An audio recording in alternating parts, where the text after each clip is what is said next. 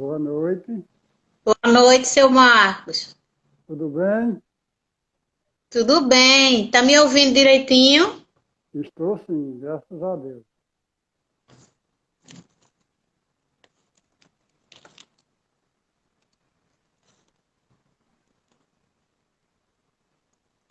Obrigado, Márcia, desde já pela sua colaboração maravilhosa em nos ajudar com as atividades do Nova Luz. Desde já agradecemos de coração, viu? Eu que agradeço a oportunidade aí que o senhor está concedendo de trabalho, né? Para a gente estudar junto, Pois não é é, muito verdade? bom isso. É verdade, muito bom isso, quando a gente participa da divulgação da mensagem confortadora, libertadora, do Evangelho de Jesus, que é a mensagem que liberta as criaturas, é a mensagem de Jesus. Então, desde já, ô Márcio, enquanto você faz a sua apresentação, a casa espírita que você faz parte, os trabalhos da casa espírita que você faz parte, fica à vontade. Enquanto você vai se apresentando, eu vou colocando aqui no rodapé o tema do estudo de hoje.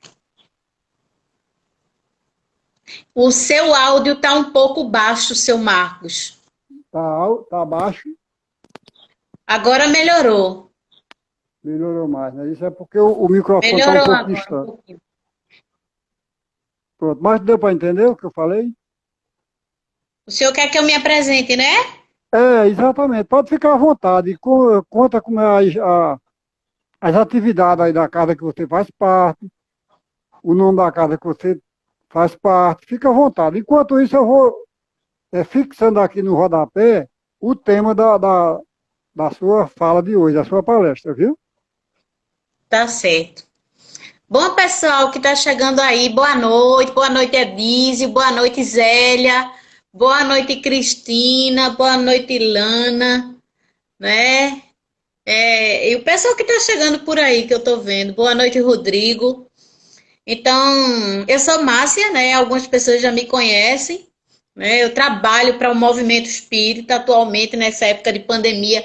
Eu não estou vinculada a casa nenhuma, né? Eu trabalho no movimento espírita e vou aonde eu sou convidada. Me chamou para fazer uma conversa, eu tô lá. A gente vai estudando, vai aprendendo junto com os outros, né? E por aí Muito vai, bem. viu, seu Marcos? A gente vai, Muito bem. vai chegando assim e vai conversando e todo mundo. Eu quero até pedir desculpa porque eu não enxergo direito, a letrinha é muito pequenininha. Quem quiser fazer alguma pergunta, o senhor olha aí e me diz, Isso, tá certo? Porque com se eu souber certeza. responder, eu respondo. Se eu não souber responder, aí eu vou estudar, me comprometo de estudar e responder. Esse assunto ele é por demais interessante, muito bom, muito necessário para todos nós que transitamos aí no espiritismo, né? É Então é verdade. muito bom esse assunto, Pronto. Deixa eu ok? fixar aqui. Na visão do Espiritismo. Milagre, cura e milagre na visão do Espiritismo. Esse Na tema aí visão do espiritismo. porque tem gente que.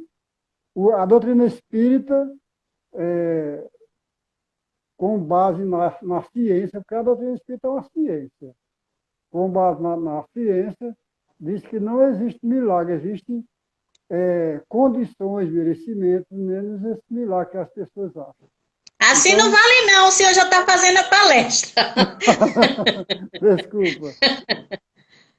Mas, gente, é com muita alegria que eu estou participando aqui dos estudos do Núcleo Espírita Nova Luz. E eu quero agradecer, né, primeiramente a Deus, Sim, pela oportunidade que Ele sempre me concede de poder estudar um pouquinho, né? Essa oportunidade que é muito boa, de estar em grupo. Agradeço também ao senhor, seu Marcos, né, que me fez o convite. Agradeço a presença de todas as pessoas aí, como já falei. E aí, se houver alguma pergunta, o senhor vá me dizendo, tá certo? Quem pronto. faz a prece? Eu posso fazer a prece. Eu faço a Pronto, prece vamos lá. inicial, eu faço a prece inicial e se você Eu quiser faço a fazer a prece final. final, pronto. Aí, como o tema, você escolheu o tema, você fica bem à vontade, viu, Márcio? Olha, né? Esse tema que foi escolhido pela casa, viu? Foi mandado para mim, não fui eu que escolhi, não. Então Ok, eu escolhi o dia, né, que foi hoje, mas o tema me foi oferecido e eu aceitei. ok. Quem desejar fechar os olhos, fica à vontade. Jesus, mestre de infinita bondade, estamos reunidos. Tu que disseste, Senhor, que onde houvesse duas ou mais pessoas reunidas em teu nome, estaria no meio delas. Estamos aqui, mestre amigo, reunidos para levar o teu evangelho aos corações necessitados do pão espiritual. Muito obrigado, Jesus, pelo carinho e pelo amor que o Senhor tem por toda a humanidade, em especial pelos pequeninos sofredores. Obrigado, Jesus, por tudo de bom que nos é proporcionado. Obrigado, Deus, Pai de infinita bondade, por mais um dia de existência na Terra, por esta noite, por esta oportunidade de realizar o estudo do Evangelho neste momento, nesta segunda-feira. Obrigado pela presença da nossa irmã Márcia. Muito obrigado, queridos e amados irmãos, encarnados e desencarnados, que na noite de hoje possamos aprender um pouco mais da mensagem libertadora da doutrina espírita. Muita paz e muita luz, hoje, agora e sempre, graças a Deus. Graças a Deus. Minha irmã, fica à vontade. Então vamos lá, né? Começar nosso assunto. Então, tá me ouvindo direitinho? Meu áudio tá bom? Perfeitamente. Tanto o áudio como a imagem. Então, para a gente falar de milagre, de cura, né? A gente primeiro tem que entender o que significa a palavra milagre. Não é? Então, milagre é um acontecimento, é um fato extraordinário. Milagre. Né? É uma coisa admirável de ver, né? Que não se explica pelas leis da natureza. Isso é o que a gente denomina de milagre. Milagre é a ideia de um fato sobrenatural. Mas no sentido teológico, a palavra milagre é a derrogação, ou seja, a alteração das leis da natureza pela qual Deus manifesta o seu poder. Né? Não cabe aqui examinar se Deus julgou útil alterar as leis criadas por Ele mesmo, né, que tem o objetivo de explicar os fenômenos que têm sua razão de ser nas leis gerais da natureza. Isso Kardec nos traz aí na Gênese, né? Então, o milagre tem o caráter de ser insólito, né? Raro, incomum. E é uma coisa isolada. Ora, desde que um fato se produz por diversas pessoas, já não pode ser um milagre.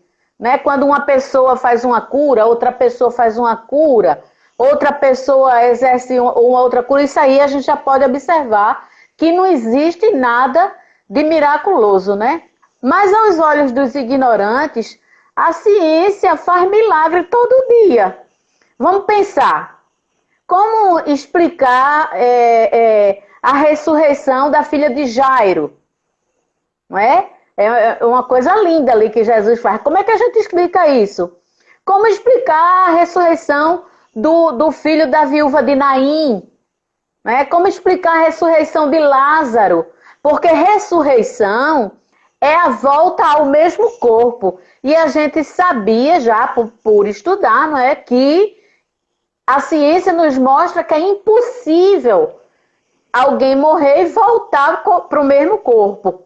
Não é? Então, a gente sabe que ressurreição é isso. E reencarnação é outra coisa. Mas como a gente está falando aqui de milagre, aí eu pergunto, né? Como é que a gente explica aí a ressurreição da filha de Jairo, Lázaro? Né? Como explicar uma multiplicação de pães, por exemplo?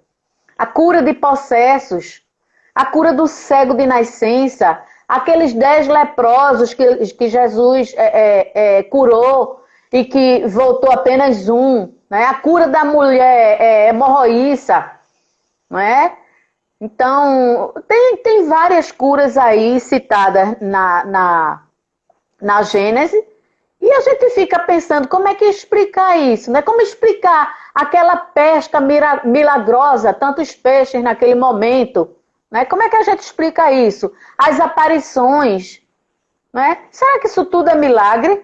Então, o Espiritismo, ele concorda com a ciência quando diz que o fenômeno dos milagres não existe. Não existe fenômeno de milagre, né? O milagre, para muitas pessoas que ignoram as leis da natureza, é algo ou um fato que escapa à razão humana, né? É limitado como ele é. Então, são chamados de fatos fantásticos ou sobrenaturais, né? No entanto, a ciência espírita afirma que a natureza obedece às leis naturais, e a gente sabe disso. Lá no Livro dos Espíritos, no início de todas as leis, Kardec pergunta se aquela lei é da natureza, e os espíritos dizem que sim, né? Então, a ciência espírita afirma que a natureza obedece a essas leis, né? Instituídas por Deus, e a nossa função é de descobri-las, né? Entender essas leis e agir sobre elas para que o fenômeno desejado ocorra, não é? Então, os milagres do Evangelho não tinham sido explicados até então, porque a ciência daquela época não tinha elementos para entender o que acontecia, né? Ou então foi tudo mal interpretado. A ciência espírita, que estuda aí a parte dos fenômenos mediúnicos, acredita que tanto as manifestações quanto os milagres acontecem como reflexo das leis naturais ordenadas por Deus. Então, assim, o Espiritismo acredita que os milagres acontecem utilizando o lado espiritual da criação, que ainda não temos condições de explicar, como esses milagres se refletem sobre a matéria.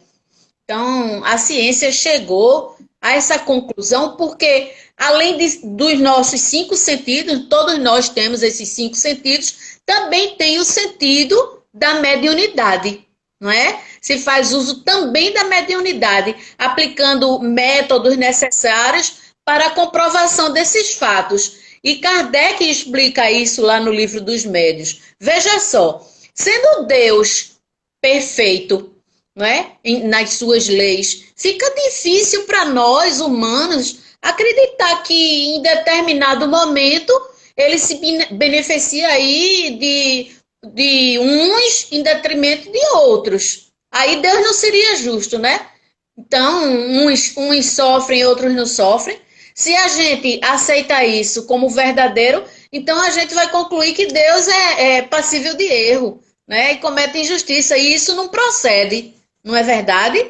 Então, pelos ensinamentos da doutrina, a lei de causa e efeito é uma lei natural e deve estar de acordo com a nossa sintonia, né? Segundo esses preceitos aí, eu entendo que a nossa crença nos milagres, ela não está correta, nesse sentido aí que eu falei. E a gente passa a compreender que tudo é natural, né? Se a gente entende que o milagre não existe, que as coisas têm uma razão de ser, então tudo é natural. Infelizmente, sempre precisamos sentir dor, né, ou presenciar um fenômeno para acreditar em Deus.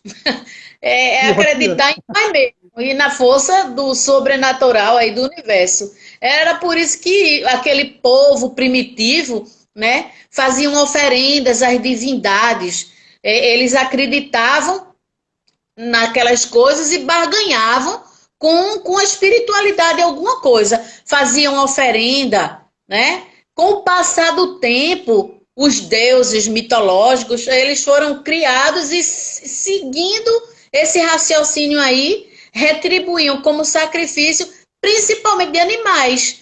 Ontem eu estava falando numa conversa que eu fiz sobre Moisés, e lembra que ele foi sacrificar o filho dele para provar lá, né, a fidelidade, a fé, e o filho não sabia. Aí ele perguntou, pai, onde é que está a oferenda? Veja, então isso acontecia, né? Essas oferendas, a gente vê muito isso lá no Antigo Testamento. Então, o tempo passou até a gente chegar à crença num Deus único, no monoteísmo, né? Que é Deus, o Criador de tudo, de todos, né? Promovendo milagres, ainda de forma nem que fosse exterior. Muitas vezes cobrando benefícios também, né?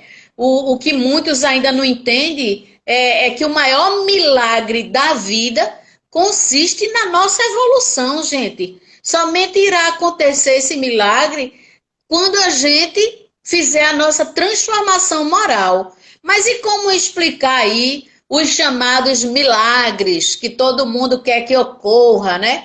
Como é que explica isso aí na doutrina espírita? Aí eu tive olhando aqui, nessa revista espírita aqui, que é a Revista Espírita do ano de 1859, que tem como tema lá o título Os Milagres. Aí Kardec vai esclarecer a um senhor, uma pessoa chamada Mathieu, né? Que esse homem, ele era um antigo farmacêutico do Exército, que havia publicado vários fatos de escrita direta, né? Dos quais ele próprio, o próprio Mathieu tinha... Mateus, né? A gente chama Mathieu porque está em outra língua. Esse próprio Mateus, ele tinha testemunhado essas escritas diretas.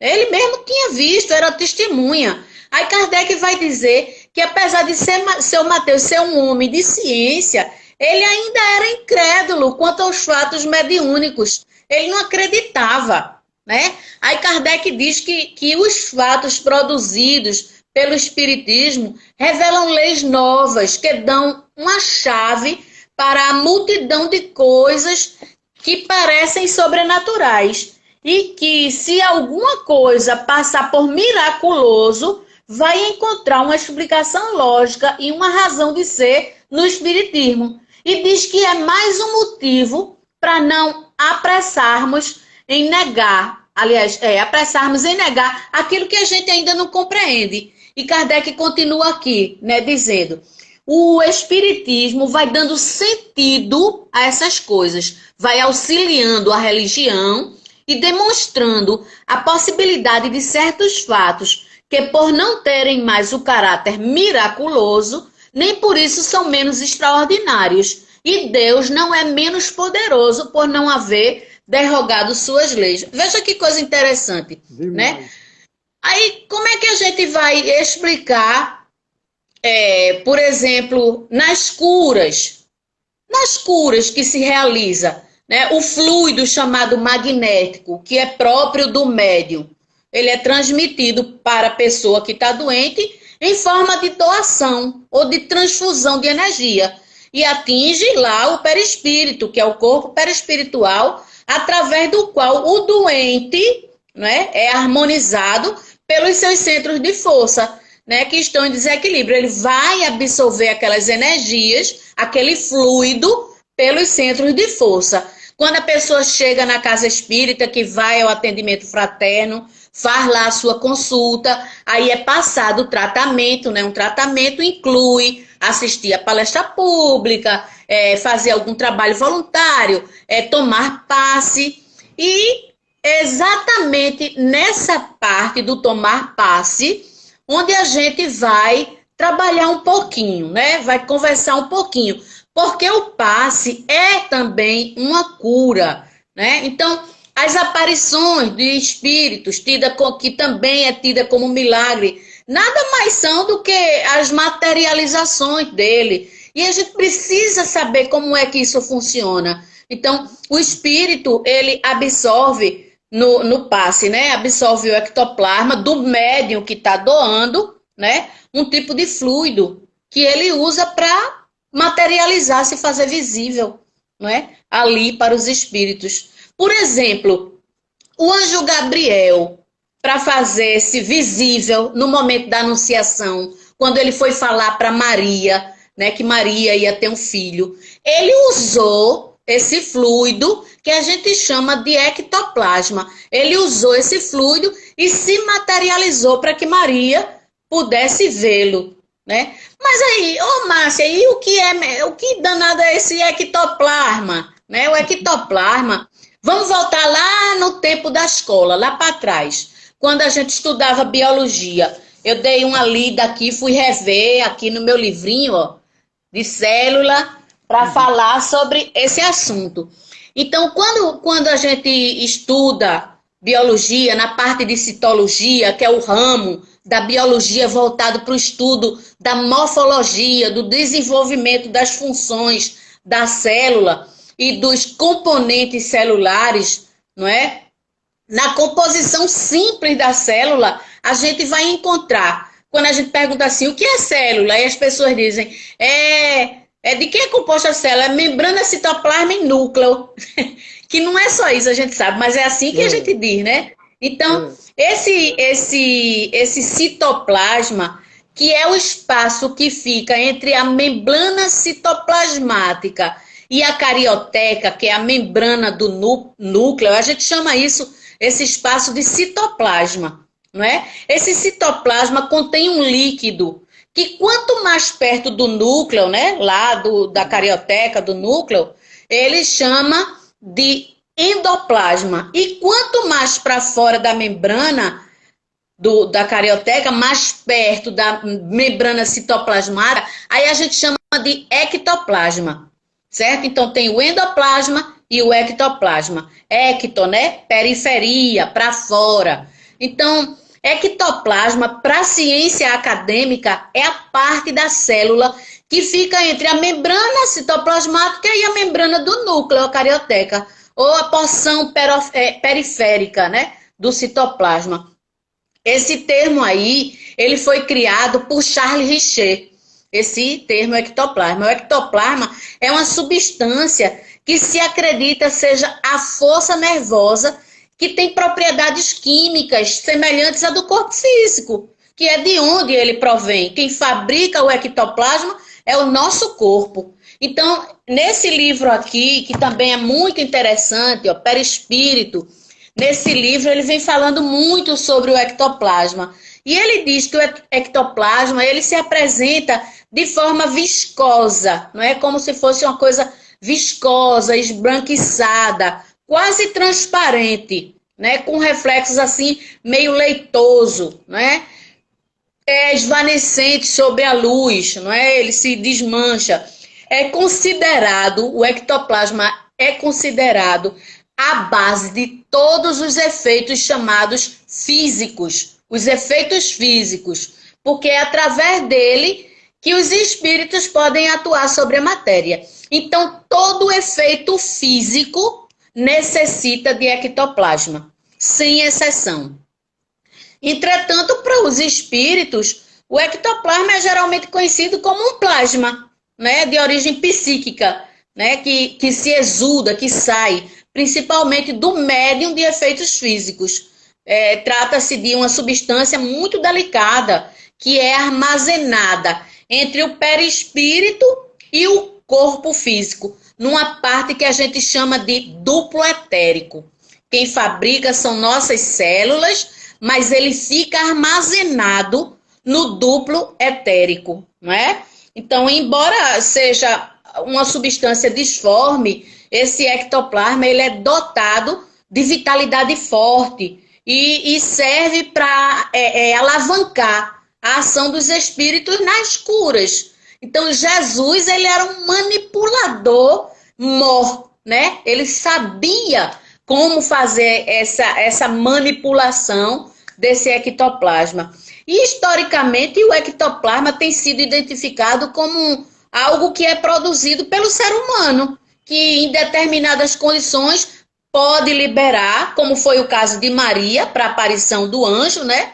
Produzindo fenômenos diversos. Quem de nós aqui não já viu aqueles livros que Chico fazia as materializações, que até Emmanuel proibiu Chico de fazer isso porque a mediunidade dele tinha que estar voltada para psicografia e não para os efeitos físicos, que ia requerer dele muito esforço, muita doação de fluido. Então, ectoplasma é aquela substância que a gente vê esbranquiçada. Dr. Jorge Andréa, no livro dele, Espírito e Matéria, ele nos informa que nos fenômenos de efeitos físicos, de cura, o ectoplasma, essa força nervosa que eu estou falando, do médium, se completaria com a arrecadação de fluidos da natureza. Ou seja, não é só na cura, né? No passe, e muita coisa. Não se usa o ectoplasma só do médium. Junto a isso, os espíritos trabalham o mineral plasma, né? E o vegetal plasma, mais o fluido dos espíritos. Aí eles fazem aquela manipulação e agem, né? No corpo físico, ou na materialização, ou em qualquer fenômeno de efeito físico. Então, é feita uma grande manipulação para a realização de qualquer intento desejado. E Jesus, como eu falei, como ninguém sabia manipular esses fluidos. E Jesus disse, né, que nós somos capazes de fazer o que ele faz e muito mais. Lembra que Jesus disse isso? Então, nós também somos capazes de fazer essas manipulações fluídicas. Então, essa substância semimaterial, né, que é o ectoplasma, ela permeia a comunicação do mundo espiritual com o mundo físico. Permite que as entidades espirituais elas possam atuar sobre a matéria.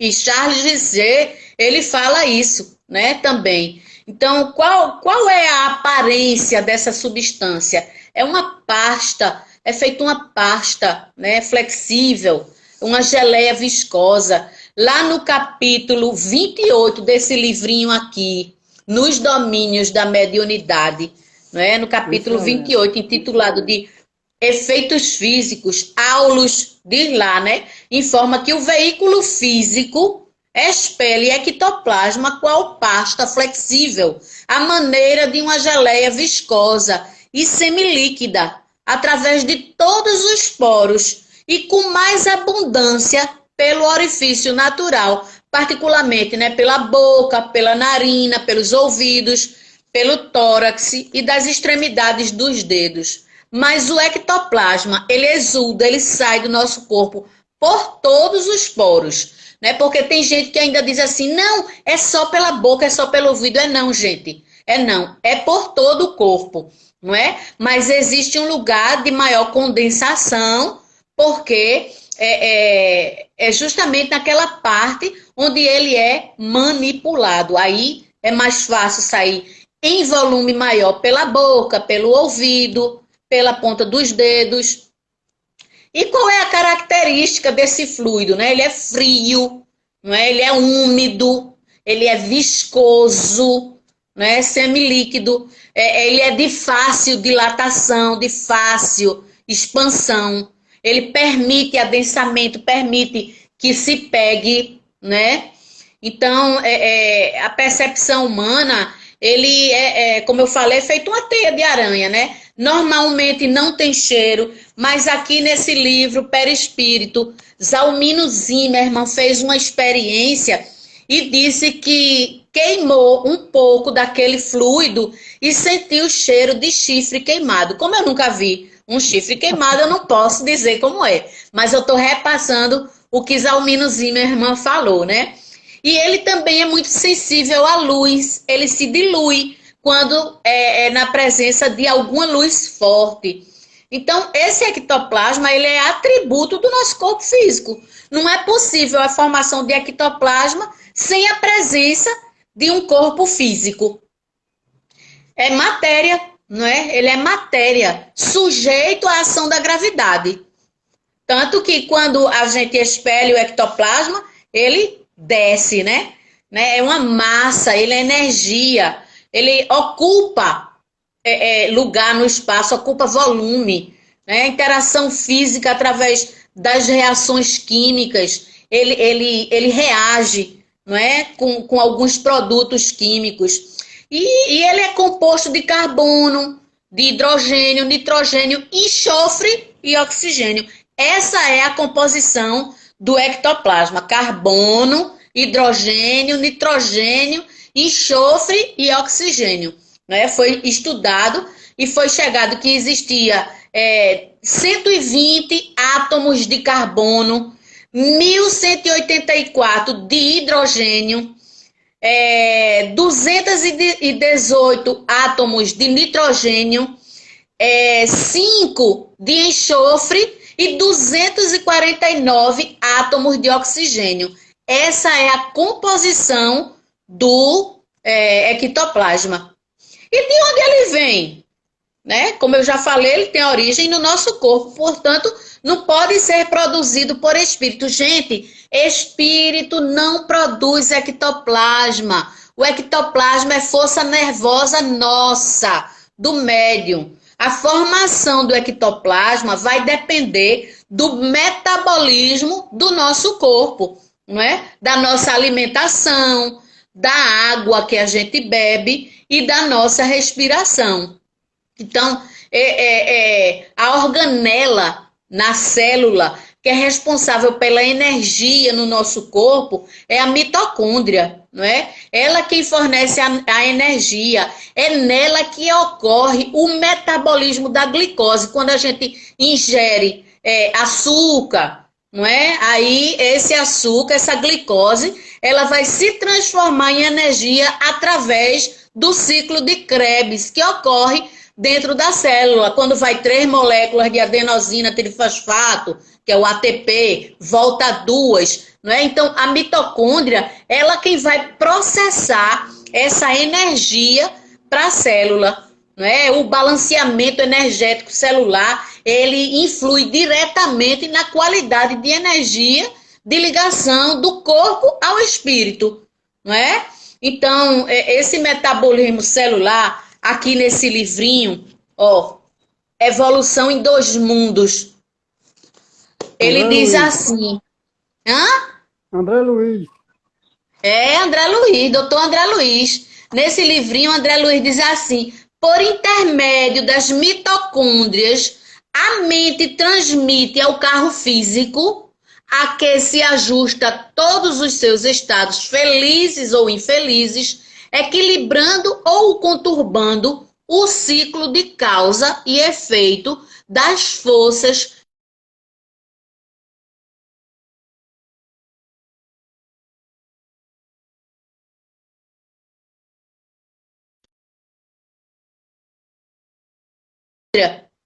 não é? Então, essa grande usina, ela vem do fígado. O fígado é o nosso órgão no corpo, né, que é um processador. O fígado funciona como uma grande usina de geração de ectoplasma. Por isso que quando a gente fala que o médium, ele não deve, pelo menos, gente, no dia da reunião mediúnica, não comer carne, não tomar alcoólico, porque o fígado vai estar ali processando e fabricando o ectoplasma. E quando a gente ingere, por exemplo, o que é que vai envolver a metabolização dessas coisas, né? Os fatores intrínsecos, a formação genética, a idade, tudo isso influencia. Aí você come carne, ou então toma uma taça de vinho. A carne, na elaboração lá da digestão, ela causa uma putrefação, né? Essa digestão de carne, ela não tem um cheiro agradável. Por isso que se pede para que se coma mais legumes, uma comida leve no dia da reunião mediúnica, porque todos os médios, eles vão fabricar ectoplasma. Então, essa carne causa essa putrefação por causa das toxinas que a carne contém, né? Essas toxinas alimentares. E as emoções também que a gente tem durante o dia, durante a semana, tudo isso influencia na fabricação desse ectoplasma. Então, toda essa carga ela vai ficar retida no intestino. E isso aí vai causar um mau cheiro na hora. A gente não sente não, mas os espíritos sentem. Muito de nós comemos produtos industrializados. Esses produtos industrializados também são contraindicados por conta dessa fabricação do ectoplasma. A água que a gente bebe é uma água muito ácida. A gente precisa medir o pH da água. A água ela tem que ser alcalina, porque essa água alcalina vai ajudar na corrente sanguínea, não é? E a água é o meio de transporte dos fluidos vitais. Portanto, a qualidade é de fundamental importância durante esse processo de fluidificação. Beber muita água ajuda na distribuição de ectoplasma pelo corpo, né? A respiração, a qualidade da respiração interfere diretamente na qualidade do ectoplasma, não é? O que é o fluido cósmico universal, a não ser a luz solar? Aliás, o que é o nosso oxigênio, o que a gente respira? É o fluido cósmico universal associado à luz solar. É o que a gente respira, não é? Mas muitos de nós respira poluição, né? Inala poluição. E aí é prejudicial também a produção do ectoplasma. Então, nesses processos de materialização, não é? Quando se usa o ectoplasma para materialização, vai ocorrer a vibração espiritual, a sintonia com os espíritos, né?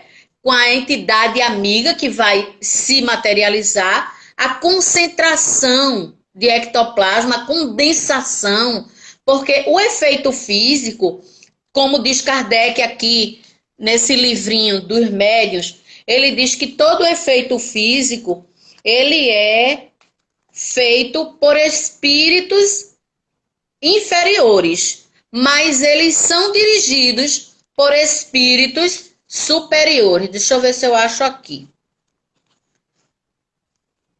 Depois eu vejo, para a gente não perder muito tempo. Enquanto você acha, eu tenho só um pequeno comentário a fazer. É interessante a grande importância da doutrina espírita para o entendimento das pessoas. Porque tem uma pergunta que se perguntaram a Allan Kardec se a doutrina espírita era a religião do futuro. Aí ele disse que não, mas que é o futuro das religiões. É o futuro das religiões. Pois é, porque todo mundo é o futuro de todas as religiões. Vai ter que ter esses conhecimentos que você está falando aí para a gente. Porque se a gente não tiver esses conhecimentos, a gente vai levar tudo para o milagre, para o extraordinário. O extraordinário. Olha aqui, Kardec diz aqui no capítulo 4, da segunda parte do Livro dos Médiuns, a pergunta número 11, ele diz assim: todos os espíritos estão aptos a produzir os fenômenos desse gênero, que é do efeitos físicos? Aí ele responde aqui, os espíritos respondem: os espíritos que produzem essa espécie de efeito são sempre espíritos inferiores, que não estão ainda inteiramente despojados de toda a influência material. Veja, aí as pessoas pensam que as materializações são feitas por espíritos evoluídos. Não, minha gente. É feito por espírito assim, igual a gente, não é? Então, existe essa condensação desse ectoplasma, esse adensamento, não é? E o pensamento vai formatar a aparência do espírito que vai aparecer ali naquele ectoplasma, né? Vai ser os fluidos dos espíritos aliados aos fluidos da natureza, o fluido ambiente, e os fluidos do médium, né? Então, a materialização é isso. Normalmente, os médiuns de materialização, eles possuem muito ectoplasma, né? Vem com grande quantidade, já em função de karma da vida passada. E nas curas, nos processos de cura, também tem que ter essa vibração espiritual, a sintonia com os benfeitores, né? As entidades amigas ali sintonizando, a quantidade de ectoplasma.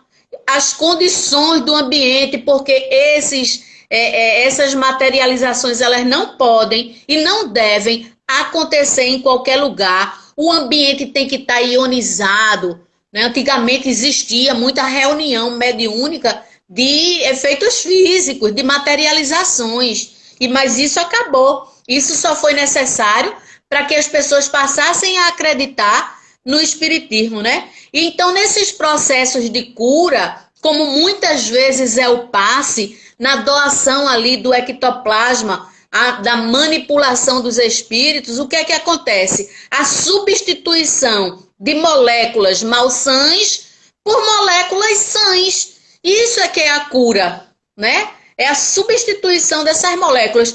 E isso, gente, para ocorrer, o ambiente tem que estar higienizado, ionizado, tem que estar isolado. Não pode ser num ambiente assim, livre, em qualquer lugar, não.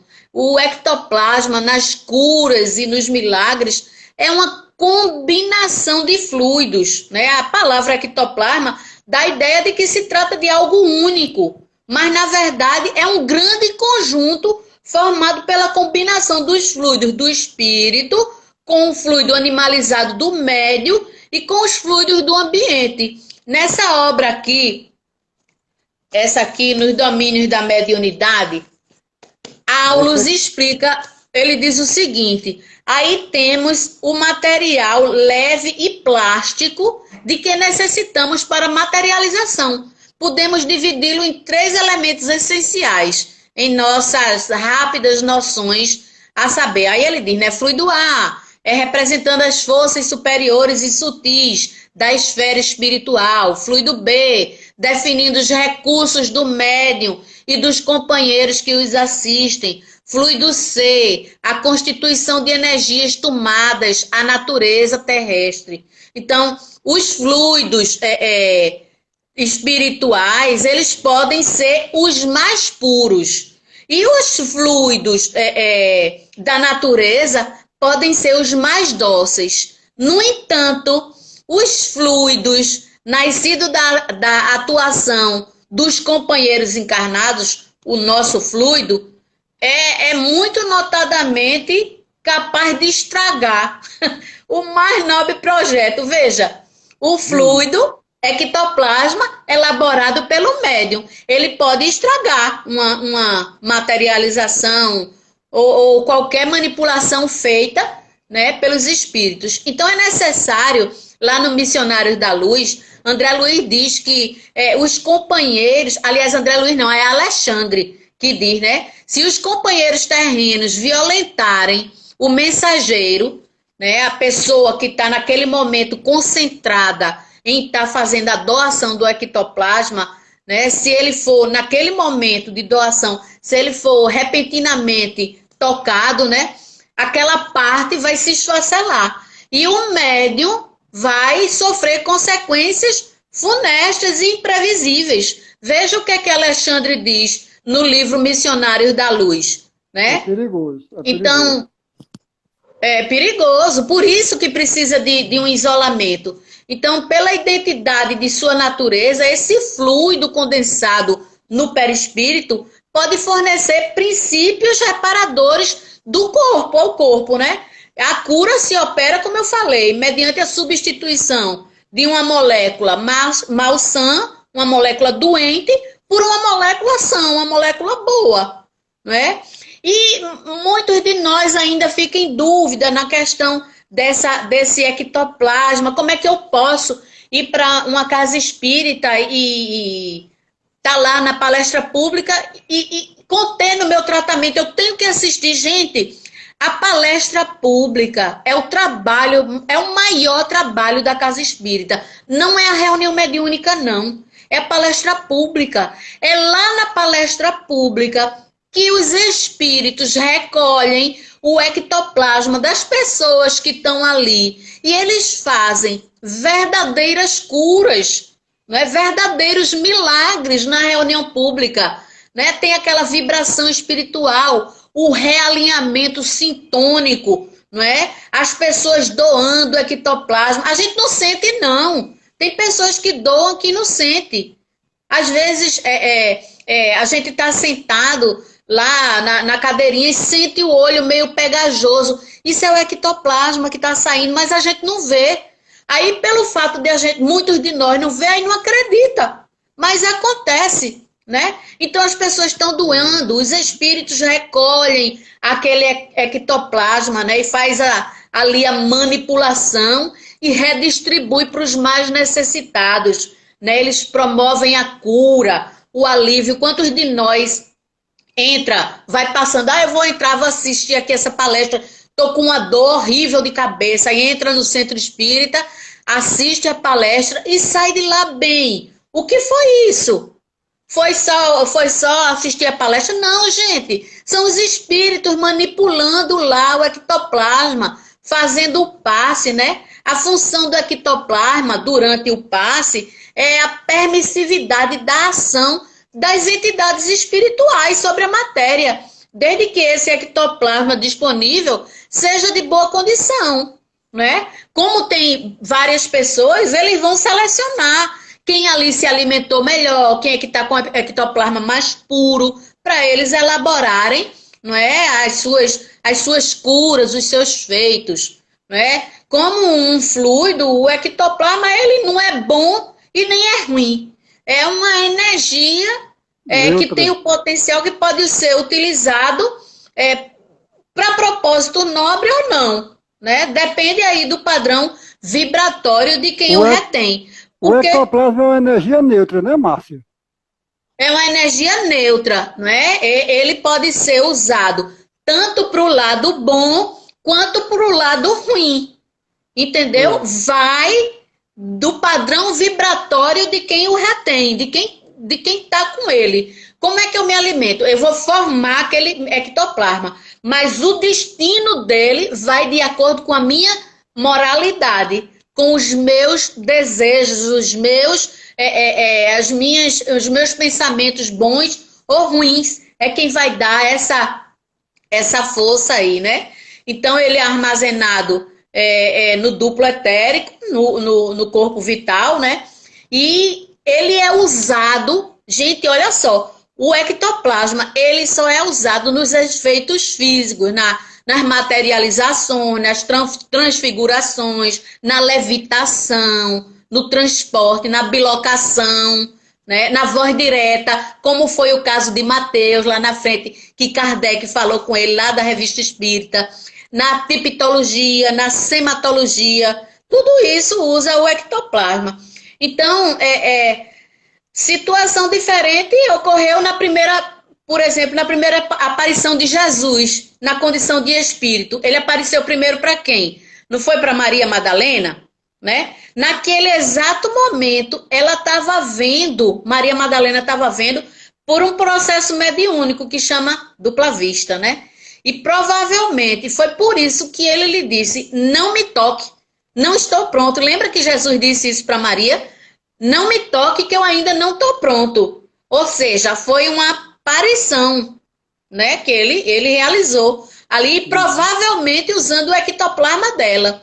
Já na sua segunda aparição em espírito, né, aos discípulos, e em especial a Tomé, né, também chamada de milagre, né, ele seguiu aí as leis naturais da materialização, onde o corpo dele espiritual se fez tangível, ou seja, tangível é aquilo que a gente pega, né? Então Jesus se fez tangível a ponto de Tomé poder tocar nas chagas dele para ter certeza que era ele. Veja, que manipulação, não é?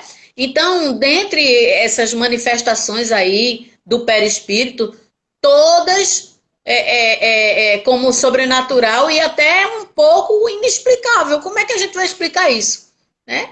Temos aí os fenômenos mediúnicos da bilocação, da bicorporeidade, que é a condição, bicorporeidade é a condição de estar em dois lugares ao mesmo tempo. Às vezes a pessoa diz, como é que pode isso, né?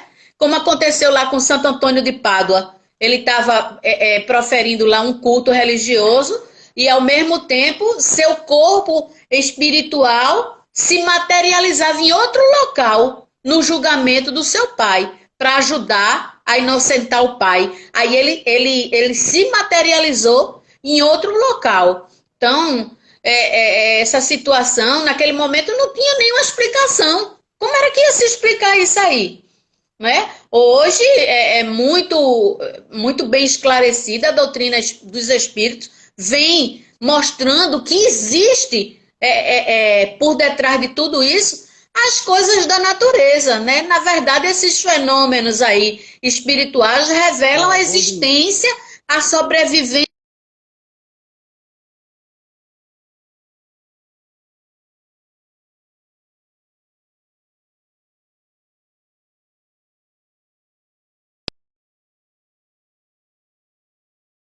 A natureza de Jesus era tão grande e pouco conhecida, né, por nós, como um espírito iluminado que ele era, que colocava acima, ele se colocava acima da humanidade, entendendo que ele encarnou em uma missão especialíssima, né? Agindo como médium nas curas que operavam. Eu digo médium entre aspas, né? Não na forma que conhecemos, como se fosse um médium comum. Jesus não precisava ser auxiliado espiritualmente, né? Por sua grandeza moral e espiritual. Ele era quem assistia os outros. Jesus era quem assistia, né? Então, ele foi chamado de médium de Deus, mas com muita humildade. Eu gostaria até de corrigir. Ele era um médium das leis de Deus, né? Recebendo e atendendo diretamente às determinações do Pai, né? Aí há uma infinidade de milagres descritos aí na Bíblia, que atualmente são explicados pela ciência comum e pela ciência espírita. Então, a gente entende, né, que os milagres se caracterizam por ser inexplicável, né? É toda a situação que ainda a gente não tem condição de explicar por falta de conhecimento das leis, que não é impossível por Deus, não é? E insólitos, eles são insólitos, é aquela situação incomum, que é rara de acontecer.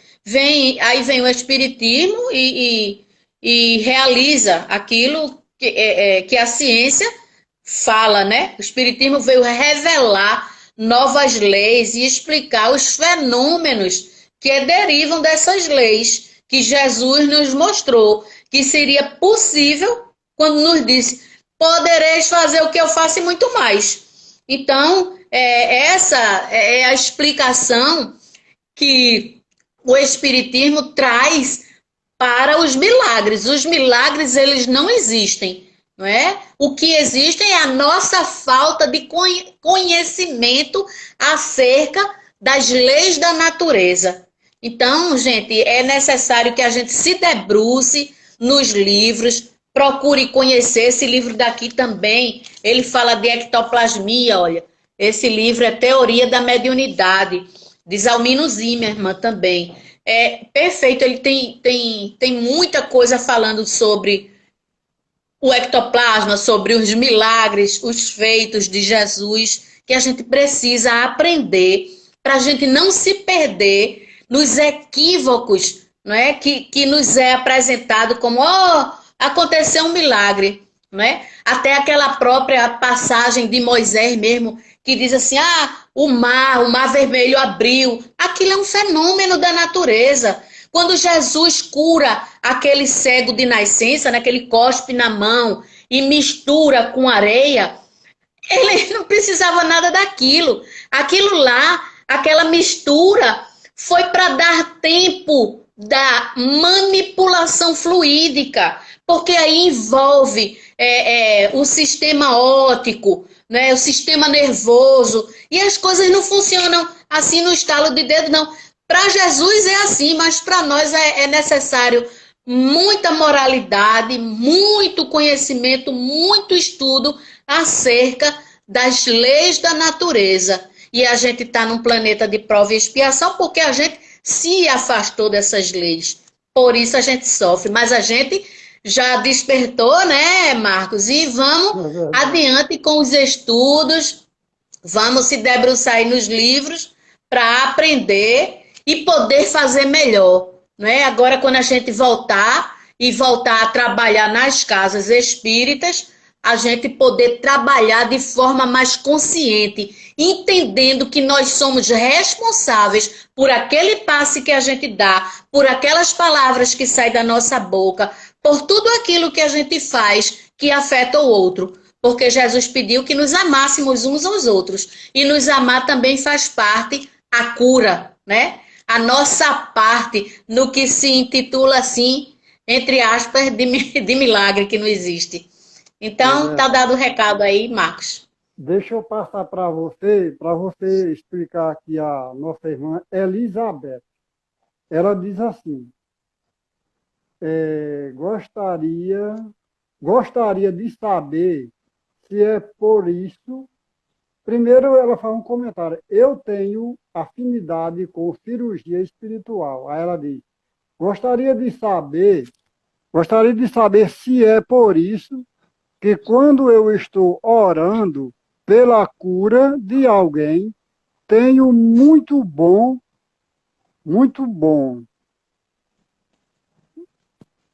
Aí outra vez, ela disse que mais na frente ela diz, minhas mensagens estão entrando errada, desculpa. Ela foi um equívoco que ela falou aqui, mas é isso mesmo. Então, ela diz assim, que quando ela está orando pela cura das pessoas, ela sente dó. Eu acho que ela queria dizer dó, e botou bom. Mas, como você já me explicou muito bem, o ectoplasma é o veículo da cura. Quanto mais você pensa em ajudar, mais você libera ectoplasma.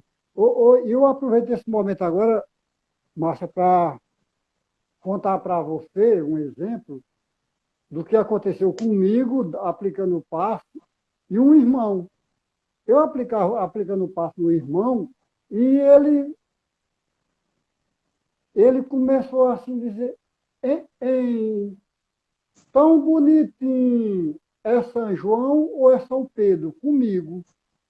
Aí eu fiquei com vergonha, sem saber o que explicar, porque eu aplico passe de olhos fechados e eu não sabia o que era que aquele paciente estava falando. Estava dizendo se era comigo ou se era com uma entidade espiritual que estava ao meu lado. Certamente, né, Márcia, deveria ser um mentor espiritual que estava me auxiliando e ele estava com o formato de um anjo da Igreja Católica, de um santo da Igreja Católica, São João ou São Pedro, na visão daquele paciente. Tudo isso, como você acabou de explicar muito bem, tudo isso por conta do ectoplasma que a gente estava doando e ele recebendo. Pois é, Marcos. Vamos orar? Sim, a nossa irmã Rose está dizendo parabéns, minha amiga Márcia. Um grande abraço, Rose Cabral. Você conhece ela? Parabéns, conheço, minha amiga Rose. Aí Pérola está dizendo parabéns, Márcia, gratidão. Cristina está dizendo gratidão pelos ensinamentos partilhados. Santos está dizendo gratidão. Muita gente está só te elogiando aqui pelos ensinamentos que você propôs. Não precisa elogio não, gente. Eu só quero que vocês estudem. É muito bom a gente se debruçar nos livros. E esse assunto, a parte científica da doutrina espírita, muito me atrai, muito eu gosto. Então, desejo que vocês também se debrucem e estudem sobre isso, que é um assunto muito bonito, né? A explicação dos efeitos físicos, né? Da utilização do ectoplasma, da utilização do nosso corpo nos efeitos físicos, nas curas.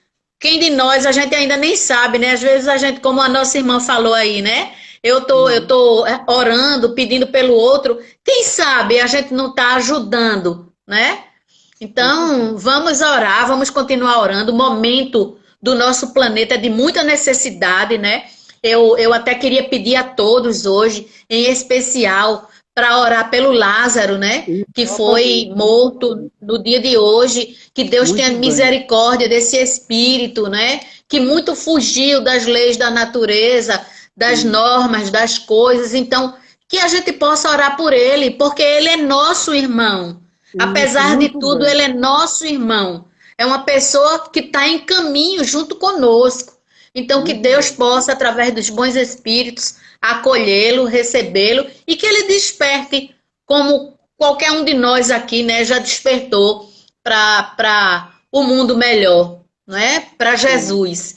Que no momento de descanso daquela mente, ele tenha a capacidade de se lembrar de Jesus, orar e pedir. Então, Muito Jesus não bem. deixa de assistir a nenhum de seus filhos, de seus irmãos. Deixa não. Muito bem, Márcia. Você lembrou muito bem, Márcia. Vamos na nossa oração agora. Você pode continuar com a oração e vamos pedir a todos, gente, que vamos voltar o nosso pensamento para o nosso irmão. Nosso irmão Lázaro, que mataram ele hoje. Então, vamos neste momento mentalmente acompanhar a nossa irmã Márcia e vamos direcionar toda a nossa energia do bem para que Jesus alivie a mente dele, abra a mente dele, que ele possa se arrepender, que todos nós somos filhos de Deus, irmãos de Jesus e irmãos uns dos outros. Márcia, pode ficar à vontade, Márcia. Pensemos em Jesus. Vamos trazer à nossa tela mental a imagem de Jesus. De joelhos em espíritos, agradecemos a Ti, Senhor, pelos momentos de reflexão aqui no estudo de hoje. Permite, Jesus, que tenhamos coragem e força e discernimento para seguirmos adiante na nossa moralidade, no nosso crescimento intelecto-moral. Abençoa, Senhor, a humanidade que ainda se arrasta em sua evolução. Te pedimos, Senhor, por todos os nossos irmãos que sofrem na matéria ou fora dela. Permite, Jesus, que sejamos espíritos espíritas melhores, mais esclarecidos. Abençoa todos nós, Senhor, e na noite de hoje, em especial, o nosso irmão Lázaro, que partiu para o plano espiritual de forma muito agoniada.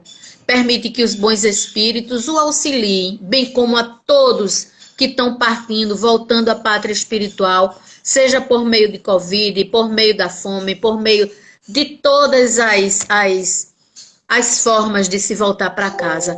Abençoa, Senhor, ao nosso planeta, abençoa a cada um de nós, abençoa esse estudo e queremos te agradecer pela tua presença através dos espíritos trabalhadores das redes sociais que sustentaram nosso estudo até o presente momento. Obrigada, Senhor, por estares presente, Senhor da vida, Senhor do amor, Senhor da bondade, Senhor do nosso coração. Obrigada, Senhor, por tudo. Que assim seja. Graças a Deus. Muito obrigado, Márcia. Que Deus te abençoe, que você continue sempre essa criatura maravilhosa, iluminada, que sua família seja iluminada por todos os irmãos de luz. Obrigado aos irmãos e às irmãs que nos acompanharam, aos amigos e amigas. Que Jesus abençoe a todos. Bem. Obrigada, Marcos, pela oportunidade de trabalho e de estudo, viu? Tá, okay. Gente, obrigada aí. Boa noite a todos vocês. Me emocionei, mas eu sou assim mesmo.